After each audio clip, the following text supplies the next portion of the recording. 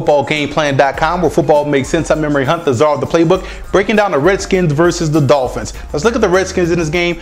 Offensively speaking, I'll look at the offensive line of the Washington Redskins, and the biggest question is how can they handle the pressure from the Miami Dolphins. What the Dolphins are going to come in and do is try to get A gap and B gap pressure. So it's up to the interior offensive line of the Washington Redskins to make sure they slow that down and do a great job of protecting John Beck back there in the pocket so they can find targets down the field, because the Redskins do have talent on the flanks. It's all about getting timing down. It's all about getting time back there in the pocket so Beck can find these guys. Now, one guy he needs to find more so this week, Fred Davis. You want to get him isolated on those linebackers and the safeties of the Miami Dolphins. Fred Davis is an explosive player, does a great job of getting downfield, and his run after the catch skills is what impresses me the most. So I would look to get him more isolated on these linebackers and safeties of the Miami Dolphins. Now you look at the defensive side of the football, you have to take away the Dolphins' newfound running game. Reggie Bush is playing lights out. Take away the running game, put it all on Moore, force him to make plays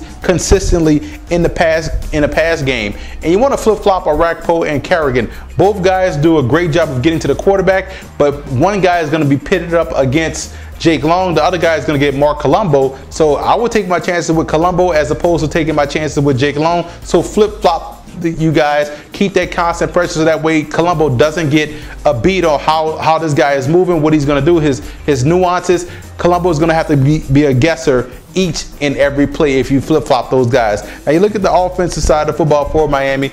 Stay multiple. The Dolphins are doing a great job of being multiple. They're in every game offensively. It's usually self-inflicted wounds that kill the Dolphins later on in the ball game. But stay multiple on offense. They're doing a great job of moving everybody around, using all the different parts. They're getting back to the old days of Sperano, his first year, when they were very multiple. Continue to do that against Washington. Now, the offensive tackles versus the outside rush. More importantly, Mark Colombo. Can he protect front side against either Arakpo or Kerrigan? That's going to be the biggest thing.